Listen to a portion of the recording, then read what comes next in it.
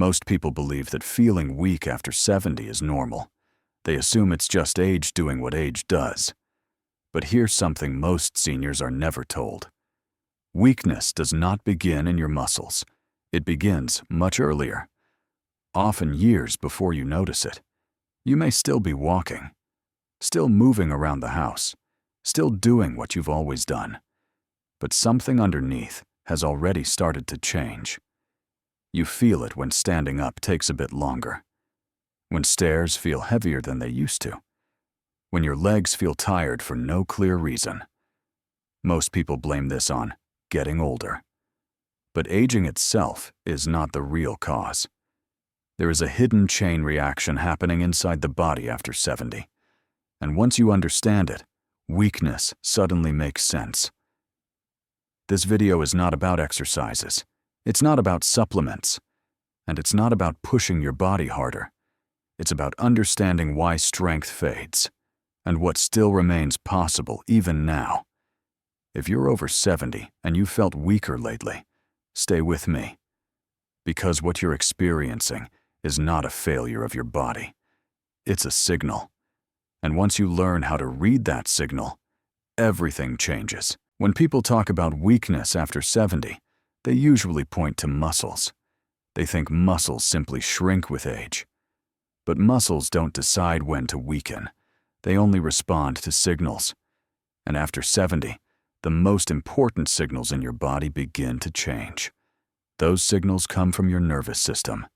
Your brain sends messages through nerves, telling your muscles when to activate, how strongly to contract, and how quickly to respond. When those signals are clear, your body feels coordinated and strong. But with age, the signals start to slow down. Not suddenly, not dramatically, quietly. The nerves transmit information a little less efficiently. Reaction time increases. Muscle activation becomes delayed. You don't notice it at first. You still have muscle. You still move. But the connection is weaker. This is why many seniors say, "I feel weak, but I don't feel sick." Because nothing is broken. The system is just slower. Your muscles are waiting for instructions that arrive late or arrive incomplete. That delay creates hesitation in movement. Standing up feels uncertain. Balance feels less automatic, and the body adapts in a dangerous way. To stay safe, it starts limiting how much force you use, not because you can't generate strength, but because your brain no longer fully trusts the signal. So your body chooses caution over power. This is why weakness after 70 often feels like confidence loss rather than pain. It's not exhaustion. It's not injury. It's hesitation. And hesitation is not caused by aging muscles. It's caused by a nervous system that has stopped being challenged in the right way. The important part? This process is not permanent, because nerves can adapt, even later in life, but only if we understand what comes next. For decades, seniors have been told one simple rule: stay active, walk more, move more, keep busy. And for a long time, that advice worked. Walking improves circulation. It supports the heart. It keeps joints moving.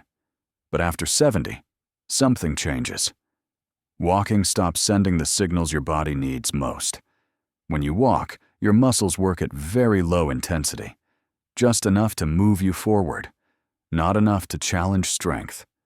Your nervous system adapts to efficiency, not resilience. Every step becomes predictable. The same rhythm, the same pattern.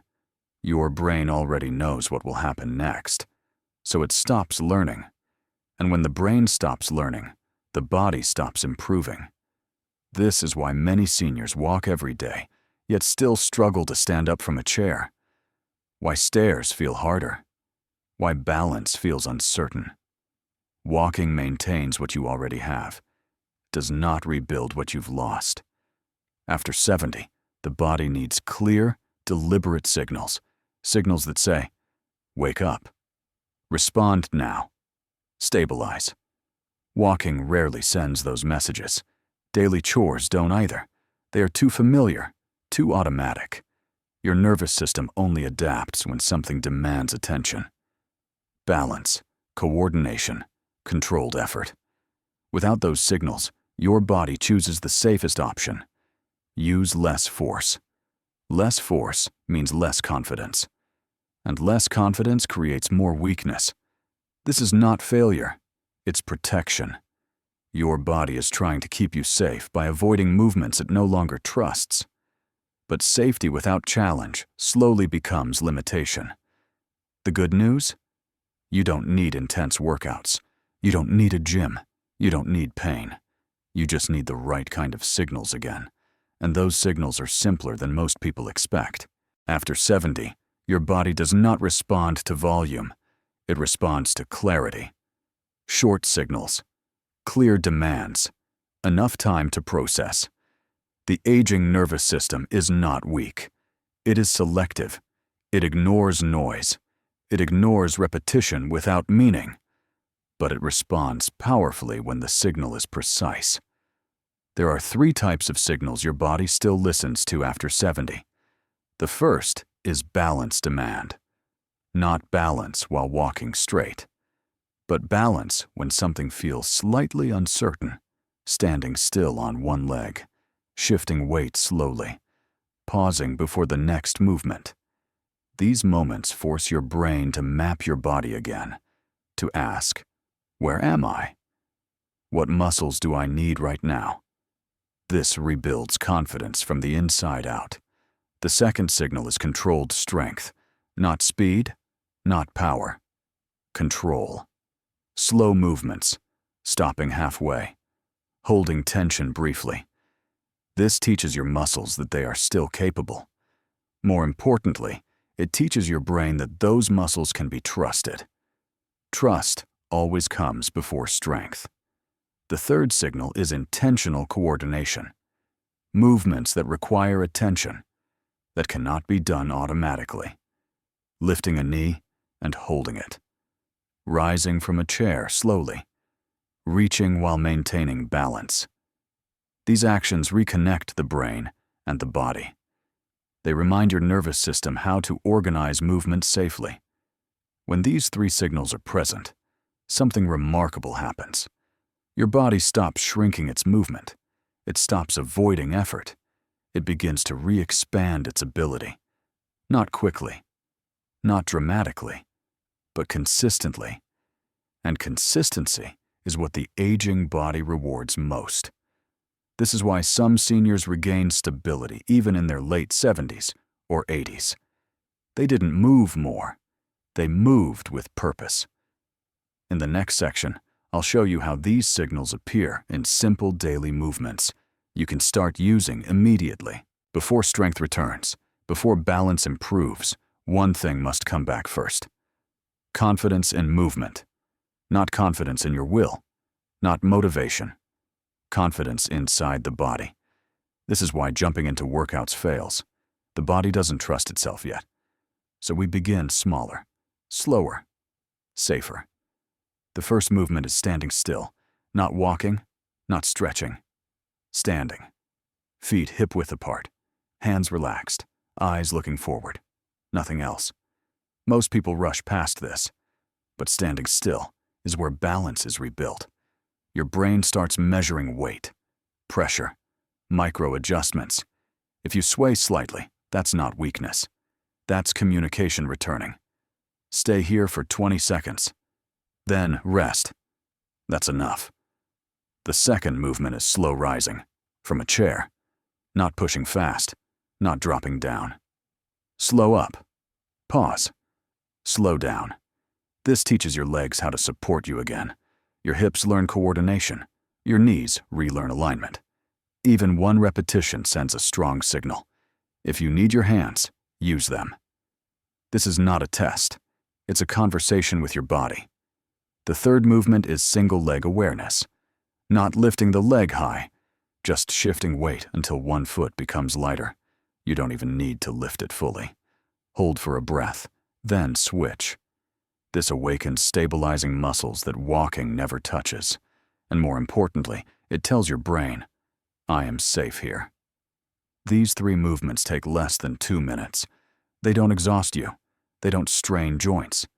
But they reopen pathways that aging quietly closed. Do them once a day. Not more. Not harder. Just consistently. In the next part, I'll explain why doing less often restores more after 70. After 70, your body follows different rules. The old rule was, do more to get stronger. That rule no longer works, because strength is not the first thing that disappears with age. Recovery is. Your muscles can still respond, your nerves can still adapt, but they need time. This is why long workouts backfire. They overwhelm the nervous system, they drain recovery reserves, and the body responds by shutting down.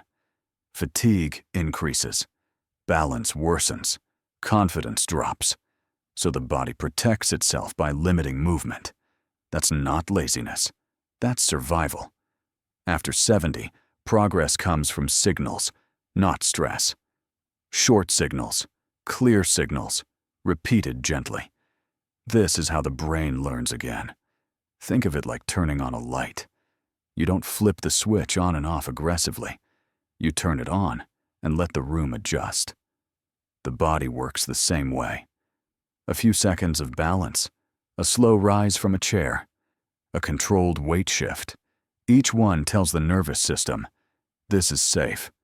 When the nervous system feels safe, muscles activate more fully. Coordination improves, reaction time returns. Not because you forced it, but because the body allowed it. This is why seniors who train less often improve faster than those who push harder. They give the body what it needs most: clarity, safety, and repetition. In the next part, I'll show you how to organize these movements into a daily structure that feels easy and actually works. Here is the structure. 5 minutes, once or twice a day. That's it. Not a workout, not exercise, a reset. Minute 1 is always about waking the feet. Stand near a chair or counter. Shift your weight slowly from one foot to the other. No lifting yet. Just feel the pressure change. This tells the brain where the ground is again. Balance begins in the feet. Minute 2 is about standing up and sitting down. 1 chair. No speed. Stand up. Pause. Sit back down slowly. Even 3 repetitions are enough. This restores the movement your body uses every single day. Toilets, cars, chairs. When this movement improves, independence improves. Minute 3 is single leg awareness.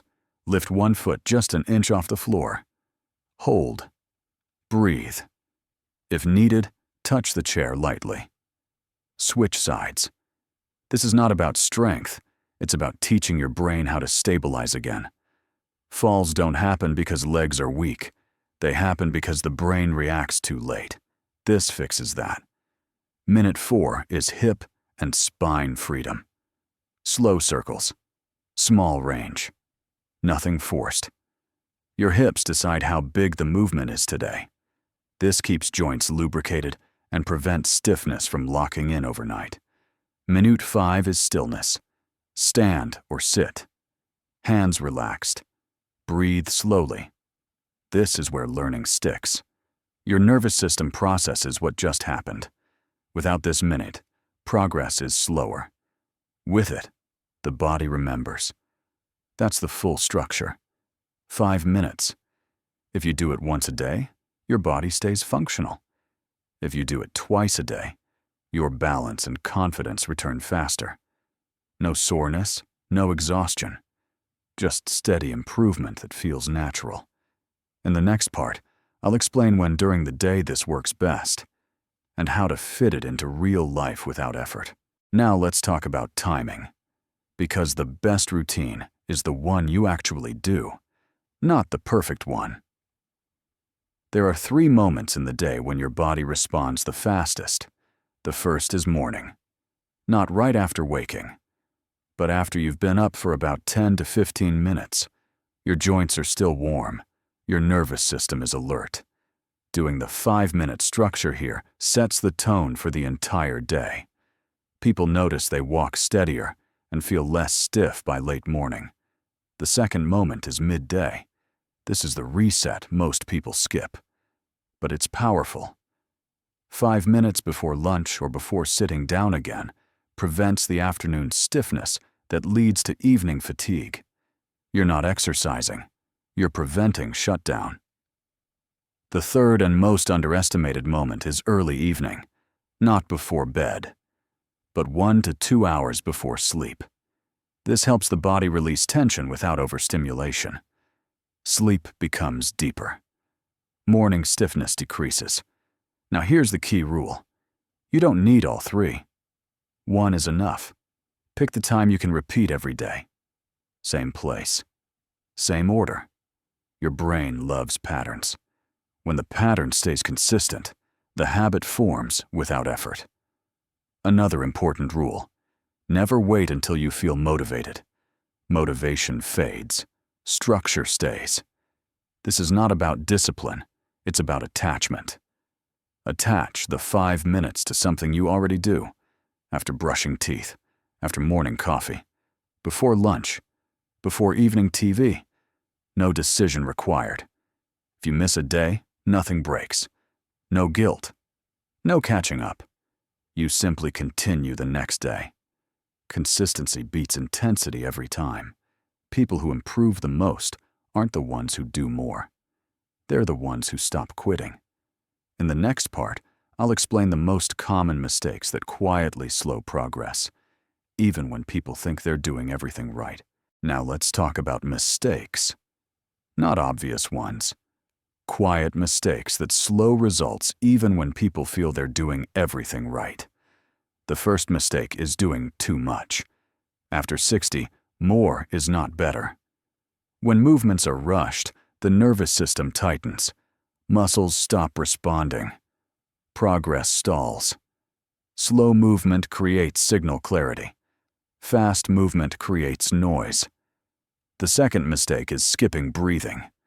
People move but hold their breath without noticing. This keeps the body in protection mode. Blood flow decreases. Joint lubrication drops. Breathing is not optional. It's part of the movement. The third mistake is changing routines too often. Switching exercises, adding new steps, trying variations. The body never adapts. After 60, adaptation requires repetition, not variety. Doctors keep movements the same for weeks before adjusting anything. The fourth mistake is measuring progress the wrong way.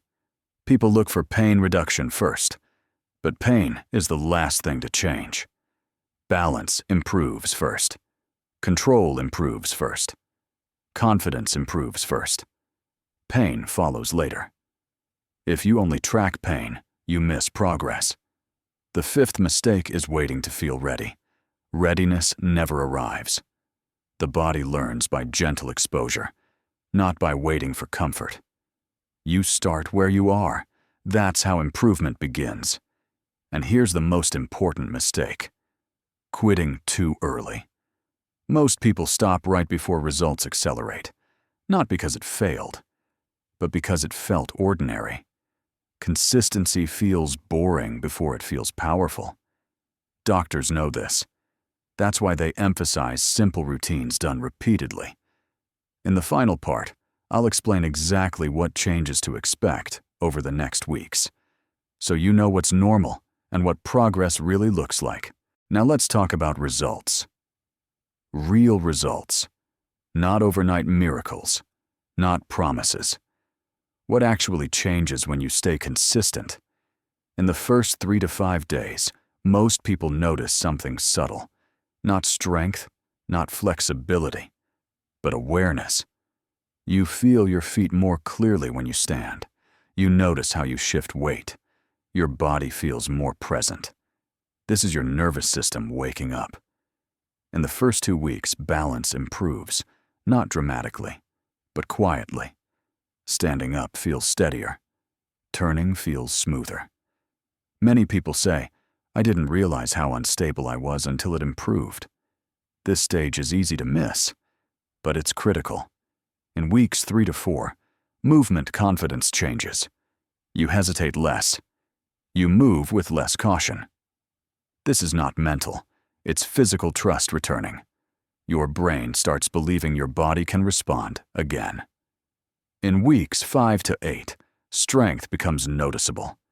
Getting up from a chair requires less effort. Stairs feel easier. Walking feels lighter. This is when people say, "I feel younger," even though nothing magical happened. The body simply regained what it was losing slowly. Beyond 2 months, the changes stabilize. You don't feel improved every day. You feel normal again. And that's the goal. Normal movement, normal balance, normal confidence, not pushing limits, just living without hesitation.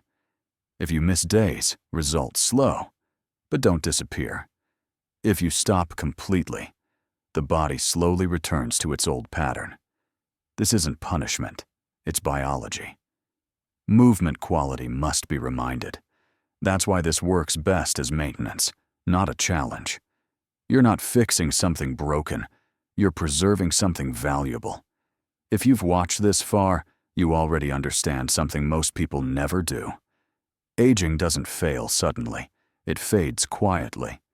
And it can be slowed the same way. Quietly. Consistently. If this helped you, stay with the routine. Your future self will feel the difference long before anyone else notices. Thank you for staying with me.